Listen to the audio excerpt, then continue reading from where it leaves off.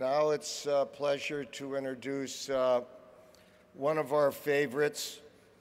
Used to work with me in the state legislature, where she was the conscience for the legislature and budget negotiations to make sure that the poor and the students were protected. She went to work for the governor as director of finance, making sure that the poor and the students were protected. She now is a member of the Board of Equalization, my member, who makes sure that the taxpayers are protected for every corporation that comes in looking for a handout instead of a hand up. She makes sure there's validity to it and we're not giving away the people's money to somebody that shouldn't be asking for it and certainly doesn't need it. Our friend, our equalizer, I give you Betty Yee.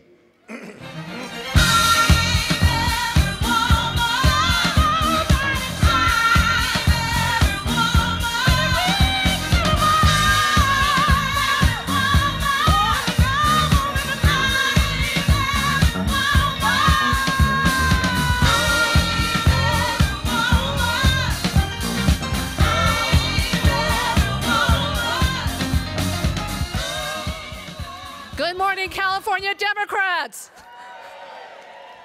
I can't hear you. Good morning, California Democrats. Thank you, thank you. Allow me to take you down memory lane this morning. Adlai Stevenson said in a campaign speech 60 years ago, "I offer my opponents a bargain. If they stop telling lies about us, I will stop telling the truth about them." Democrats, these are our truths. We are banding together to be sure the national assault on organized labor does not take hold in California. And we will work to defeat any and all attempts to silence the voices of working families. Republicans are targeting specific communities of our Democratic family to strip away rights and opportunities, attacking our LGBT community and persons with disabilities with the repeal of the Fair Education Act, undocumented young adults seeking to go to college with the repeal of the DREAM Act, older adults now retired potentially facing the end of guaranteed health care under the Medicare program, and access to birth control threatened and free breast cancer screenings cut for millions of women as coverage and funding for these services come under attack. This is the Republican strategy to dismantle the Democratic Party and the values we hold dear. This is the Republican strategy to see our Democratic Party divided, fighting multiple battles so that we have a greater chance of winning none.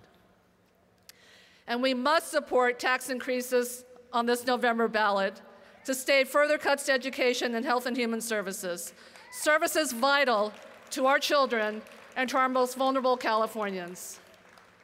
Yet make no mistake about it, the real Republican agenda here, the real Republican agenda is to sell our democracy and our government to the wealthy and the privileged. This is the war that has been waged on the Democratic Party across this nation and right here in California. Yes, right here in blue California, a battleground in 2012. Friends, we can and we will win the war for democracy. Against some tough odds, the floodgates have not held.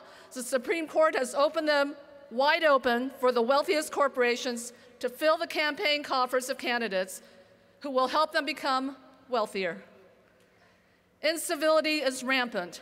The divide and conquer mentality is alive and well and has become the battleground to pit one American against another. Republicans are rallying conservatives and Tea Partiers with tactics the likes of labeling President Obama as the fruit stand president and calling out Massachusetts Democratic Senate candidate Elizabeth Warren a socialist whore. You and I know these truths, and you know these lies. Donald Trump's desperately posturing about our president's birth certificate. Newt Gingrich accusing our president of embracing a secular socialist machine that represents a greater threat to America as Nazi Germany. Or Mitt Romney echoing his refrain, Obama takes us back to a European social welfare safety net. We will not be divided as Democrats because we know when one segment of our Democratic family has been hit hard with the rise of income inequality, our entire Democratic family suffers. African Americans during this Great Recession have lost all ground gained over the last 2 decades with respect to economic wealth. And the Republican response to this? Rick Santorum, I quote, "I don't want to make black people's lives better by giving them someone else's money. I want to give them the opportunity to go out and earn the money," end quote. Earn the money from what? From jobs never to be recovered? From jobs that pay depressed wages so corporate profits may continue to rise to record levels?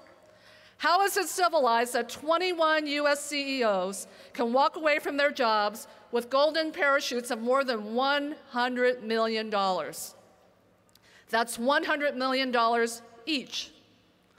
How is this justified when the number of people living in poverty in the United States has increased 27% between 2006 and 2010 and expected to increase further even during the economic recovery?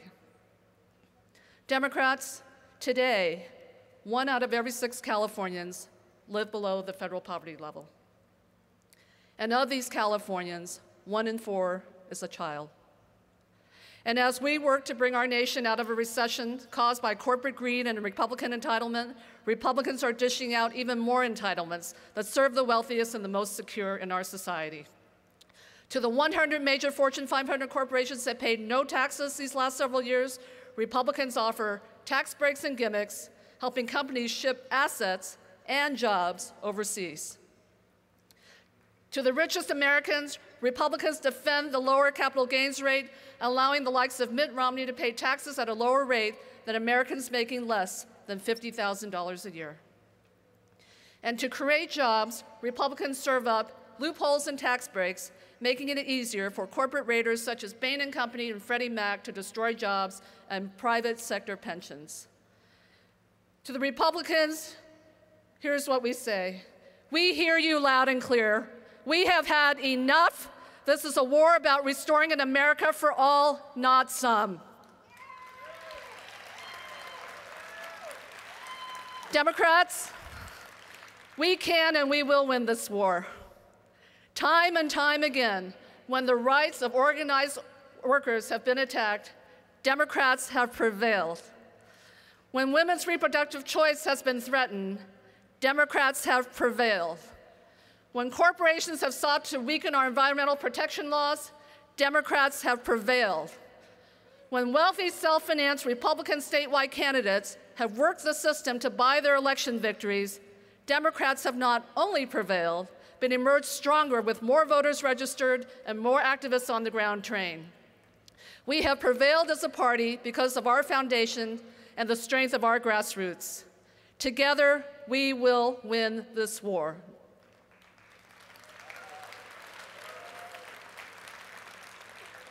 Now, many of you know that even while serving as one of your state constitutional officers, I have not abandoned my Democratic activist roots.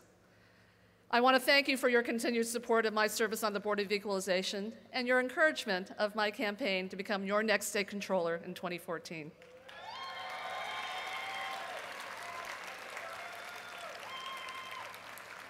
Thank you.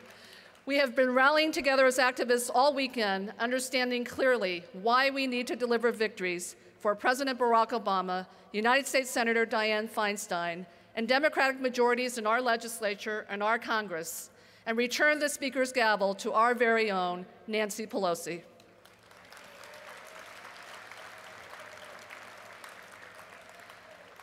If you've not already done so, before you leave this convention hall today, please consider joining, renewing your membership in, or increasing your support of DEM 2012.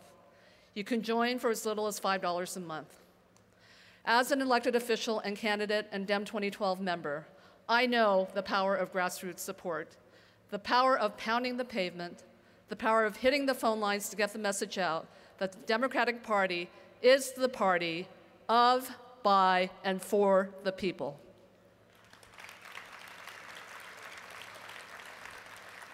As more Americans grow weary and disaffected with our political parties, please remember the essential role grassroots activists play in our democratic process, reaching out and speaking to individual voters, one at a time, person to person. This is the only remedy to the infection of super PAC-funded television commercials and the lies and myths spewed by Glenn Beck and Rush Limbaugh. Your support of Dem 2012 protects the core of our democratic process. Democrats, take a moment to think about the hundreds of thousands of Californians and the millions of Americans who struggle every day to make ends meet, who work hard only to see their hopes for the American dream slip further and further from reach. Each of us knows someone who has lost a job, foreclosed on a home, or seen their retirement investments disappear. And that someone may be you. We will not be divided as a Democratic Party, as a party, for what unites us is our common humanity. This is what motivates me to serve in office every day. You have supported me, and I thank you for this.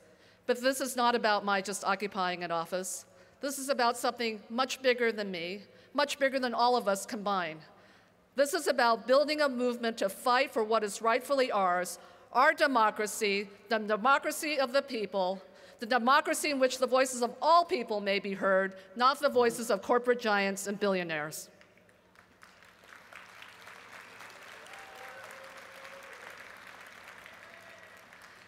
Let me close with a reflection by the great civil rights leader Barbara Jordan, who said, "What the people want is very simple. They want an America as good as its promise." So let me ask you, Democrats, are you ready to join me in fighting the most important domestic war in our lifetime? Yes. For America's promise of equal opportunity and justice for all? Yes. Friends, this is our call. Let us make this promise a reality. Thank you so much.